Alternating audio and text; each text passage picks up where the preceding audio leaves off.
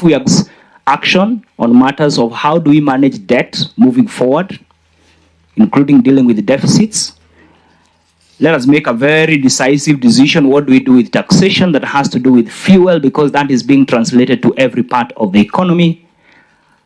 And let us action. There is a whole report on merging, selling state-owned enterprises. In fact, I think PBO and Bwana Masinde is here, did an estimate that if you were to sell, if you were to privatize some of them, I think will make about 30 billion annually. I rest my case. Thank you. Thank you. We will now give him the floor to tell us whether he plans to do something about them. And this is the beauty of this engagement and this dialogue, is that you have an opportunity to say what you have said to other institutions. Bilo has been very well heard in the media, and now he can be heard by Kenyans, and the CS can hear him, both CS National Treasury and Energy. So, Professor. Thank you very much, members and the co-chairs and everybody else who is listening. It's actually a very informative debate, which actually can push me even to ask questions. But I would make sure that I don't do that. The DNA in me will be suppressed. The DNA in me is that I'm a teacher. So I would suppress that, Your Excellency. You already are familiar with that. But I wanted to find out, I want advice from you, Your Excellency, co-chair, and Bwana Kimani Ichung'wah, the co-chair. Should I first of all comment on what has gone through, or should I first of all do I had some written submission on the 3 areas that I was asked to talk about. But they also interlinked with some of the issues that have come up. I think the best, my view, Kimani may have a different view, is you please make your presentation. Okay. And then after that, comment. Okay. Yeah. Without necessarily repeating what has already been said. Okay. I would, and I think the statement I started with was on the cost of living and also related issues to that. And what I did was to prepare some responses that would actually try to explain where we are. Because I think, I'm sorry to say that sometimes when we find ourselves in a problem, we start thinking that that problem has just emerged. It has been there. It is the problem that we failed to arrest the problem that we find ourselves in the same problem. So, in fact, when I looked at this, I said, yes, it is important for us to look at the cost of living. But also, we have to also ask ourselves, how is it computed? How does it come about? Why are we beaten twice by this problem? And it has come up several other times. So in this presentation, I want to look at the cost of living. I want to look at the implications of the Finance Act 2023. I also want to look at the implications of what has come so severally on the removal of any taxes, levies, and charges to cushion Kenyans against high cost of living and their attendant cost to the economy. Let me start off with the cost of living. Honorable Chair, co-chairs, let me start by defining the cost of living. And this is the amount of money that people need to spend in order to buy the basic goods or services such as foods, clothes, and payment for, especially in terms of where they live. I think Abraham has used that as trying to define who is below the poverty line. But the poverty line is actually composed of a survival kit, so it could be different, but it's something that we can come back to.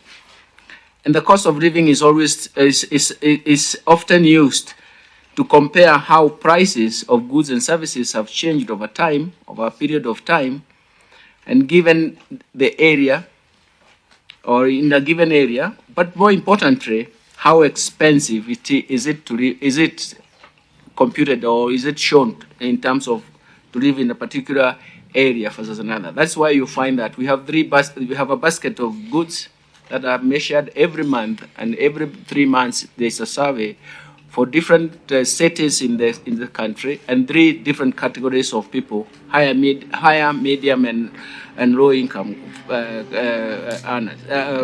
basket of goods. So it's computed as an average of that. But what are the factors that drive the cost of living?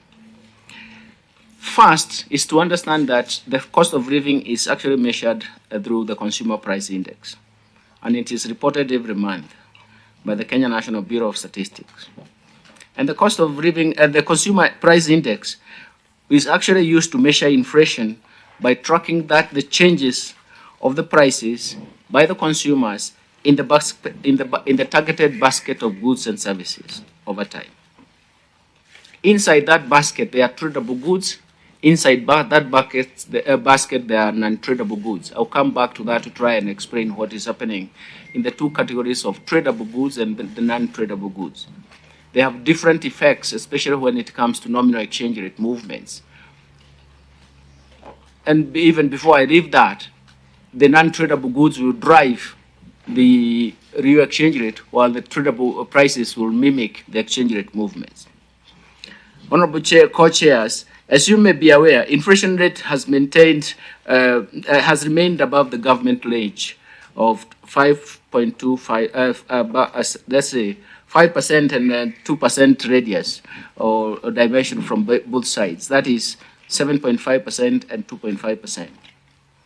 That range, above that range means, especially a high, it means that inflation is high. It's in a regime of high inflation. And this is from June 2022 to June 2023. And that means that you can actually argue that the cost of living was high during that period. The policy range is well percent on the other side. And we do believe that when it is below the 2.5%, we believe that it's deflation. And when it's above, it's high inflation, above 7.5%. And this is mainly as a result of commodity prices, especially food and fuel. And this has come due to multiple shocks. And so many people have talked about those multiple shocks. The biggest problem of shocks is that, especially from the supply side, is that we don't have solutions from the supply side. You have to bring back the supplies. But if you don't have the supplies, then you also have to take measures to bring to reduce the price level, and those measures sometimes, or most of the times, when it's purely supply side effects, they induce the economy into a recession. And you can imagine a combination of recession and inflation is what we used to call it stagflation.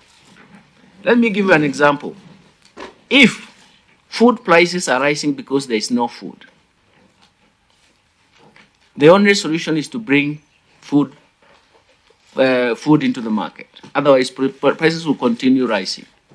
If you're constrained by using the demand side tool, that is, you tighten monetary policy, what you are doing is that you are actually trying to dislodge the plateau of high prices in future, but otherwise you have not solved the scarcity value problem. So we have a scarcity problem. And we have so many people have repeated the crisis we have gone through. It's a layer of multiple crises. In fact, what I actually argue that you have crises that are persistent.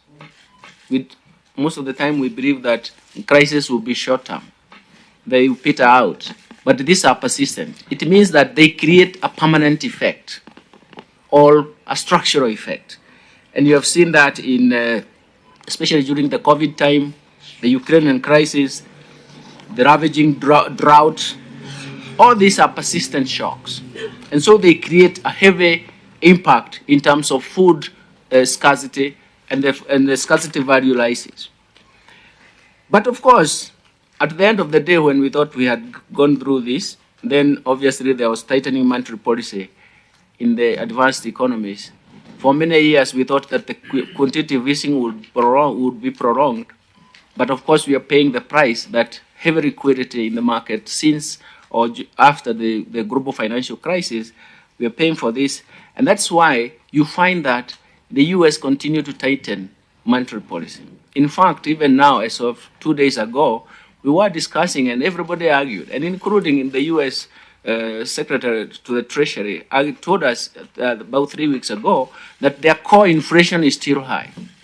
If core inflation is still high, it means that their interest structure will continue to be high. Ours is not core inflation, which is high.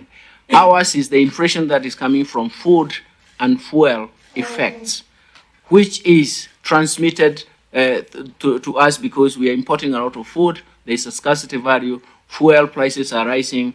And of course, it's also exacerbated by the nominal exchange rate movements because domestic traded prices will mimic the movements in the exchange rate. Now, we rely very much on the imported fuel, so it means that there is very little we can do about that. It's only trying to innovate around it. And of course, I've listened to some comments about the G2G.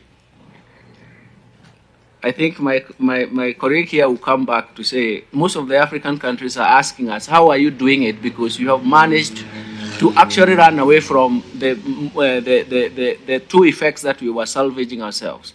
One of them is because of the dollar depreciation effect. Initially, we have said that it is coming from the US effect, but I'm going to argue later to show that we are paying for the past policy mistakes. Let's not hide. Somebody said, we are Kenyans, we live in Kenya. We should own up to the mistakes so that we don't repeat them again. So the biggest impact right now on the nominal exchange rate is actually our own past mistake.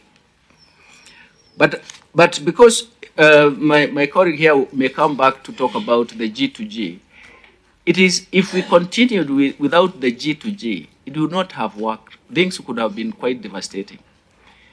Uganda, as just my friend Bero has mentioned, they are trying to run what we are doing because they think they can do it better, but there are so many headwinds. Tanzania was coming to run from us. They couldn't manage because one of the things is that the domestic market must be efficient. We have a domestic market in terms of fuel and even pump prices that is efficient. What we wanted to support it is, how do you source the dollars? Can we have a deferred LC? Trade finance is risk-free. We argued for other people, even including by IMF, for about 6 months about how trade finance works. It's risk-free. We have to move to situations where we have to go into structured finance for us to be innovative to solve ourselves from the current crisis, current problems that we are facing. Now, what policy mistakes have contributed to this outcome of high cost of living? Mr. Co-chairs, the rising cost of living in the country is also as a result of an ineffective and also inadequate policy intervention that resulted in aggravating the already dire situation. And some of these interventions include subsidizing consumption of goods instead of production to respond to the rising costs of living. And fuel subsidies alone itself was so heavy, it was not very sustainable. And we do agree. It has nothing to do with a political positioning here. It is a whole issue of seeing what is the magnitude and where could we have gone with it. And this was because the consumption basket of fuel for the people, actually, one of the realities is that we were not subsidizing the poor by fuel subsidies. We were actually subsidizing everybody else, but not the poor. And this is because in the consumption basket, if you open it up, you'll see that the fuel for people at the bottom of the pyramid is marginal compared to those to the middle and upper income groups. The second subsidy was on maize flour, and the whole issue is who benefited, because only a few benefited because only a few manufacturers were able to access the market through using that subsidized maize flour. So many things have been written on this, but the most important thing is that it did not reach out. Now, investments in enhancing agricultural productivity are hampered by gaps in food supply chain that contribute to import dependency and even post-harvest losses. And this is a point that Biro Keros mentioned, that I'm a person who is fond of market. This is where market failure has actually pushed us the wrong way. When markets don't function, in a sense, what you're really saying is that production will fail downstream. So it is no magic, because you are not going to produce if the market is not going to give you the returns. It is no magic also that if you cannot appropriate returns from your own investment, then you cannot invest. That's why we have a secular decline of the manufacturing sector. What Hinga is trying to do here is, why he's saying we need interventions. On one of the interventions is housing. For us to revive the manufacturing sector, let's be Kenyans, let's accept our mistakes. There is no way you're going to find people producing food if you cannot sell the food. You cannot sell maize. You cannot sell your rice. You cannot produce. When markets are functioning, then you know that upstream, downstream, you increase production and productivity. Then, when you are there, and Kenyans, we are known for smallholder production. Upstream, you're observing higher incomes. That gate, that bridge that we have destroyed, that somebody has captured the market, then it means that you cannot produce food at the appropriate time. And I remember, Your Excellency, we moved, remember our discussion on production, processing and transportation. That will facilitate storage. There is nothing with the current technology that we cannot store. So essentially, we could have benefiting from other periods that we could have done very well. Kenya, like many other countries, are also experiencing foreign exchange challenges due to the rise in US interest rates. And this is compounded by misaligned exchange rate and the adoption of managed exchange rate system. In the last 6 years, we have actually said, actually in the last 7 years, so we can actually say the system led to a collapse of the interbank, because you want to manage the two-way exchange and restrict how much it can. Then in the process, the interbank collapsed. Now, at the same time, Your Excellencies, let me say also, the government was heavily investing in infrastructure projects and other mega projects, even expressway. What is the effect? The effect of that investment is actually to bid the prices of non-tradable prices up. Okay? The non-tradable prices starts rising because of that heavy investment. Because of that, if you wanted to compute the real exchange rate, because we need to look at real figures here, it is the reciprocal of the non-tradable prices. But that is too complex. Let me reduce it a little. If the non-tradable prices are reflecting the real exchange rate, what should happen is that the nominal exchange rate must move to equilibrate the situation. Otherwise, the whole economy will be at a disequilibrium. That is why the nominal exchange rate is the automatic stabilizer. I emphasized this in 2010, 2011. I think my friend here, he remembers, Mheshimiwa, you remember that I argued that don't control the nominal exchange rate because it's the automatic stabilizer. It's the nationwide relative price. So the moment we control that, then it means that the non-tradable prices will push misalignment. Even the IMF and the World Bank mentioned some years back that the exchange rate was misaligned. That's also what the governor of the central bank a few weeks back actually said. It's a statement of fact that that was true. So what has happened? It is the process of adjustment. The automatic stabilizer must move so that it equilibrates the whole thing. We are paying for past mistakes. And that is where we are. So, because we created a distortion, that distortion can only be corrected by movement of the relative price. And that means that we reprice so many things, we suffer. We suffer because even the nominal debt is actually ballooned because of the pure effect. In fact, our computation with some of the people who are showing me some data, they were showing that actually, even if you didn't borrow a cent, our external debt would have increased by 24%. Just imagine that's sheer impact.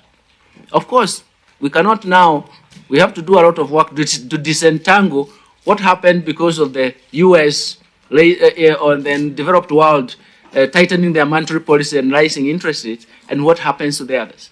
But we can even show some numbers. For example, the current supplementary one shows that the deficit has increased by almost 0.9%. 0.9%. This is purely interest rate cost on debt. And that's why we have moved from our target 4.2% of GDP to about... That would be how much in absolute figures? It's about 145 billion. 145 billion shillings, absolute figure. That 0.9 or 9%? 0.9. 0.9. 0.9%. 0.9, an equivalent of 145 billion. Yes. On account of exchange on rate account fluctuation. of just interest rate, the exchange rate movement and interest rate cost. You can imagine how much we are exposed. It is a policy choice that we made that we have to have a floating exchange rate, but it's also a policy choice that we make. We sustain that policy space. It's a policy that is good for everyone, but we have to make sure that we don't control it for our benefit, because in the short term, it may look nice, but in the long term, we have to pay the price.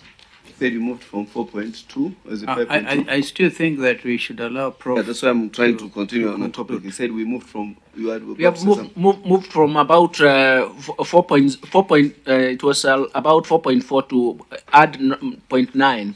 It's giving us like 5.4. We are still trying to see how much we can cut. That's why the supplementary, to make sure that we remain at 5.2% fiscal deficit. I know somebody talked about fiscal deficit, but even the example that was given by Biro Kero said we had moved to 9% in terms of deficit. Now, 9% accumulation of deficit, it means that you are working like there are no budget constraints. Abraham was talking about that. We used to model behavior, and the first thing is to say there is no Ponzi game. This in Kenya we talk about the pyramid. When we model government behavior, we start by saying there are budget constraints, no Ponzi games, because you cannot have unlimited borrowing. You have to have. But now, when we moved from about what did you say, Biro? From is it 4% to about 4.2% to about 9%, you can see that something has to give way. Anyway, I'll come back to that a little bit. Second, of course, when the real exchange rate is misaligned, it affects everything else. It affects the performance in terms of our manufacturing sector. It affects the performance of our trade sector, and you find us in current account deficit is rising. So then again, nominal exchange rate must depreciate to equilibrate the process.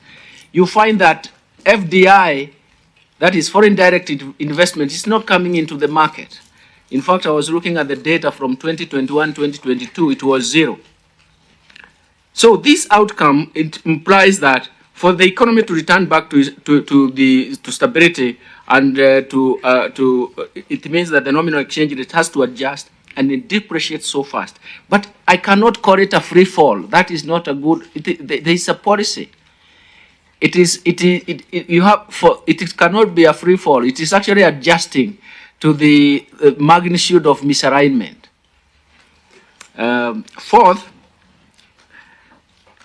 we do know that we also have to tighten monetary policy because you are faced by supply side shocks and you are faced by scarcity value, and you have to mimic also what is happening to the other world, like the US. In fact, when this tightening in the US began, you realize that most of the people are caught off guard, including even the European Central Bank. They did not react until the second tightening of the US. So by the time they were tightening, Europe was tightening, the dollar was already stronger than actually the euro. So essentially, they noticed their own problems in terms of domestic inflation much earlier. Finally, there is no way in our current policy of exchange rate that domestic prices will not mimic the exchange rate movements. It also tells us that in future we cannot make those mistakes.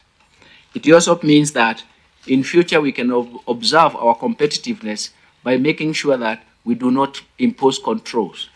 In fact, wherever I went, I was asked, Kenya has imposed exchange controls. I said, no, we have no capital controls and we have no exchange controls. Look, we have been looking at the data, for example, the East African currencies and Kenyan currency. And we realized that all of a sudden, other currencies started depreciating against the Kenya shilling. Why? Because there was at one time, the Kenya shilling was overruled in terms of trading. In the East African, remember, it was the preferred currency at the cross-border, at the border places. But because we changed into the new designs, instead of having a seamless translation, we canceled all the MOUs with other central banks. It became a foreign currency. Nobody was trading with it. And because you cherry pick which notes should it be, nobody was sure. Traders are never sure. They never follow the newspapers. They follow instinct. So if you look at from that period, from 2018, 2019, all of a sudden, all the East African currencies are strengthening against the Kenya shilling. I am calling them policy mistakes, Your Excellencies, is because that is where we are. It's an institutional failure problem that we have to come and remember that let's reverse it. We should not heap blame on anyone, but there is an institutional failure problem. Let me go to more government measures to reduce cost of living. And the first thing is when the Kenya Kwanza government began the journey for bringing down the cost of living and improving livelihoods, while at the same time trying to foster sustainable, inclusive economic transformation through implementation of bottom-up economic transformation agenda, we had several issues to take up. One is to recognize that at the totality of the problems that we are facing, it's a development discourse, it's a development agenda. I heard Ibrahim saying that we should cut spending, but you cannot wake up and cut spending. Because if you needed to cut spending and to the limit where it also fits your budget, you have maybe to have the population in school, teaching, or whatever, everywhere, because they are recurrent costs, and we cannot just trim them at a go. We have to understand the realities. And one of them is to make sure that we have some interventions that do not require massive resources. Interventions can create a multiplier effect. One of them was the Hustler Fund. I didn't understand what my friend Biro Kero said. He said it is 300%. I borrow the Hustler Fund to make sure that my credit scores are improved. I borrow and maybe after 3 weeks I pay back, and I observe how much the pro rata in terms of how much you pay back. So I can talk about it. I borrow, I see, and want to see how much people are borrowing. In fact, we get data of who is reading in terms of how many times. In fact, we have said the next phase is we want to visit those people everywhere in Kenya and see what kind of business they are doing. This is an intervention. The housing project is an intervention because we cannot revitalize or revive our manufacturing sector without very strategic and targeted interventions. Because where we are, we have come down so hard. And I really sympathize with the situation that 22 million of Kenyans are below the poverty line. The debate is not how it is measured. The debate that's the truth. Poverty has hit us. One of my previous works that I would have started with it is to show that strong growth will reduce poverty significantly. But once it is supplemented by targeted social interventions, transfers, it is going to flatten inequality. But the whole issue is that everything that in that statement requires money, isn't it? It requires money. So let's not chase our shadows. The first thing to do, because we don't have enough money. For example, somebody talked about during the COVID, I provided a study where we did using data from phones. By the mere fact of shutdown plus targeted social transfers, we reduced our transmission rate of COVID by 9%.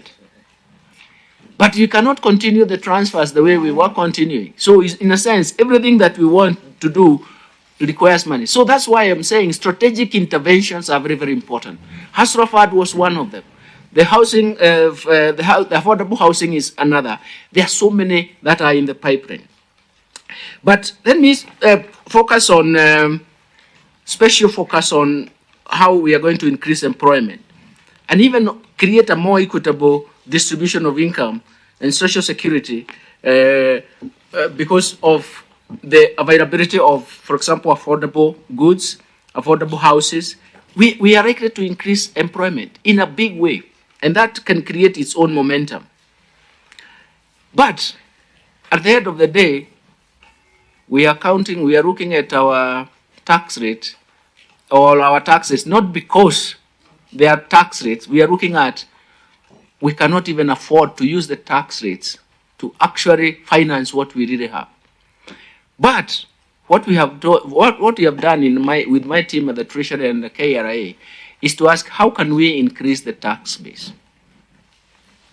At the end of the day, it's the tax base.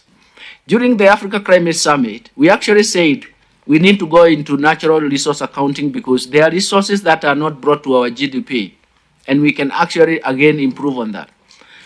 When Hinga was talking, I was also trying to check even our economic survey to see when you're parading the GDP data, the first component is ownership of dwellings, isn't it? That is, so increasing affordable housing, we are actually increasing the base, the GDP. All these measures are what is required in the development discourse. Mr. Chairman and co-chairs, the government has taken a long-term sustainable approach of subsidizing production of goods instead of consumption to respond to rising cost of living. And through this, for example, the voucher, the provision of fertilizer through the voucher, e-voucher fertilizer subsidy, this is extremely important, and I can give you the numbers. About 6 million bags of 50 kg bags of subsidized fertilizer were provided, worth Kenya shillings 15 billion. And they were retailing at a cost of 3,500 per bag. And this is a major reduction from the Kenya shillings, from the retail price of 6,500 per bag. So it represented a subsidy of 3,000 per bag, 3,000 shillings per bag. The most important thing is that this fertilizer was provided to specific to the regions, and that is why it has delivered a bumper harvest. And that is what we are expecting. That's why we are all fighting to make sure that the post-harvest losses are minimized this time round. The second was the guaranteed duty waiver on importation of key food products such as white maize, rice, yellow maize, soybeans. And this was, again, to add, and there are a combination of so many assorted proteins, concentrate, feed additives, that was effective from 1st February and to 6th August 2023. And this was to allow us to bridge food stocks deficit, as well as lower and stabilize food prices, and even animal feeds that were also suffering quite devastatingly. So you can imagine that those are very, very important interventions. The second intervention, co-chairs, honorable members, was the macroeconomic stability by ensuring that inflation remains within its target range. And the policy range is very, very important for us because it means that it anchors inflation expectations, and adequate monetary policy interventions were made. Inflation, for example, Monetary Policy Committee gradually raised the policy rate, the CBR, the central bank rate, from 7.50% in May 2022 to 10.50% in June 2026. And it has been retained at 10.5% in August. And consequently, we have seen inflation coming down from about 9% to about 6.7% in August, 6.8% in September. So it's flattening, and about 6.9% in October. So it is actually flattening around 6.9%. And this is from a peak of 9.6% in October 2022. And you can see that this is very, very important. If the inflation remains below 7% and stabilizes that, at that point, it means that we are going to lower we are going to anchor expectations of higher inflation, and that is going to signal interest rates declining and stabilization of the exchange rate will be ensured, of the nominal exchange rate will be ensured. Mr. Chairman, co-chairs and honorable members, the interventions required to correct market failures, which occur due to abuse of market power, is very, very important. And information asymmetry and also negative market externalities is one of the things that we really need to look at. When Bill Okero was speaking, I actually thought about institutions, and I thought institutional failure is a major problem. He also talked about corruption. I take those two things at the same time. Because everywhere you see everybody talking about institutional failure, everybody talking about poverty and corruption, is an institutional failure problem. But we fail to look at it. We have to go back and ask ourselves, which institutions have failed us? And how do we solve it? Institutions have two key components, or maybe functions that I believe, I attribute them two functions which are very, very important. And one of them is to define and uphold the legal framework, that is the rules of the game. And because I'm talking to majority of the lawyers here, they know exactly what the legal framework means. And the second thing is that they have to define appropriate incentives. In economics, we call them incentives, but in general, it's what we call the reward structure. A combination of rules of the game and appropriate incentives will encourage prudent behavior in the marketplace. Let's face it. When institutions fail, we suffer. When you talk about corruption, I always like dividing corruption into two components. And that is where we really need to zero in. One of them is, I used to joke about it one time. I remember the late Honorable Saitoti presented his book and talked about corruption. I actually argued that there are two forms of corruption. One of them is this bribery you see around in government offices, in traffic police and all that bribery. That is greasing efficiency. It's because we have allowed the reward structure in public service to go so low that somehow some people look at you and say, if you don't grease efficiency, I cannot be efficient. But the second one, which is more subtle, is that it is state capture. And we have to deal with it through the legal mechanism. But if you don't deal with them, they reinforce each other. Anyway, I'm not saying that we should continue with the greasing efficiency. No. I'm just saying I was going to really get shocked coming from you. No. I thought you actually meant greasing inefficiency, but it's greasing efficiency. But please continue. We'll ask our question. Thank you, Your Excellency. It is greasing efficiency, but it can be eradicated by increasing incentives. That's why I brought the issue of incentives. If the pay package is consistent with your effort, then obviously you don't need any efficiency. But the most important thing is that because of institutional failure, they reinforce each other. And that is what we really need to fight. So in a sense, we want to make sure that we create interventions. For us to move out of this, we have to create interventions. I started with the Hasra Fund. It's an intervention. G2G is an intervention. Affordable housing is an intervention. The whole issue is that you start it off, and then when it is working, you release it to the market. But for it to work, the market must be nurtured. I have three, maybe call them 4 stages in terms of making sure that we have strong markets. First, you have to develop the markets.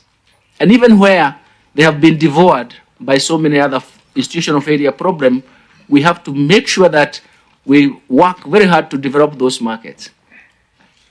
The second one is that we have to nudge that market to the optimal path. It is not easy, it just don't happen. The third one is that we have to protect the market, because markets will not function unless they are protected. That's why we have regulations. That's why the institutions that protect the market are very, very critical. And finally, we have to regulate the market regulating the market is reminding them that there are rules of the game. And that is what we are going to do when we make these interventions. Then we move to the next level. Interventions are creating the market. And then we move forward to solve the market failure problems. Let me give you an example. Why the Hasra Fund was very, very important. I worked very hard with some of you. Thank you very much. Working in Parliament was very good because I convinced you that we need to have CRBs, Credit Reference Bureaus. Initially, we started sharing negative information. But I came to the relevant committees and argued that we also need to share positive information for objectivity. And they did agree. Then CRBs were created. And it was good that they have a one-stop where you can get information for everybody who is participating in the market, financial market. But then our revolution in terms of digital finance came in. And digital lenders started creating credit scores. It was very, very important because it becomes an endogenous variable that you want to protect yourself. You want someone to look at your credit scores, and you can be evaluated on your credit scores. So we can escape the collateral technology that has inhibited the growth of the markets for many years. But over time, you can agree with me that CRBs were not talking to those holding the credit scores. They were not talking to each other. CRBs became a binary tool. You are either in or out. That is, you are blacklisted, isn't it? You are blacklisted, you are out. But so it means your credit scores didn't matter. You be conscious about your credit scores, wasn't it? So you can see this is an institutional failure problem. I once wrote about it, but I will not go into it. But I argued that our digital financial system will succeed if there is no institutional failure problem. In fact, I called it state capacity must improve. So we have done so many, and I even wanted, because that's why I wanted to show you why the Hasra Fund was important. I've done so many things, but let me come to the energy. And of course, the diversification and what the CS has said is part of the game in terms of LPG. For me, that is very, very important. And again, the drought concerns. In fact, one of the things I wanted to add to the point that the CS Energy has raised is that we now have a technological breakthrough. We can actually store renewable energy. The green hydrogen is a very easier way to move, and that is what we are even moving. The world is moving into that, even the solar.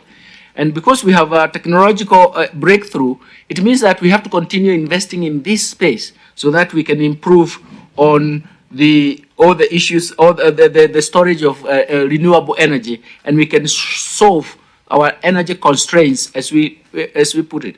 By the way, it also means that our manufacturing sector, the secular decline in our manufacturing sector, has a bearing in terms of cost of energy. In the towards the late 1990s, we were doing a survey every year to the farms, and most of those farms actually closed down. And most of the time, when we started that survey, they were talking about interest rate structure. They were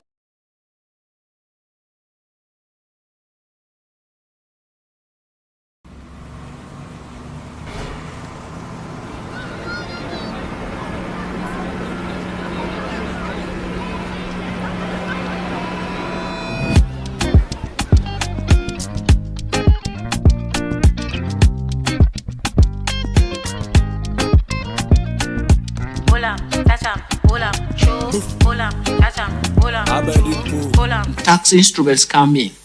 I argued that Africa is lagging behind because government cannot finance their budget. If they cannot finance their budget, they cannot intervene when there is a crisis. They cannot intervene. Look at, even now, my friend Abraham talked about poverty. Me, I can talk about stunted growth.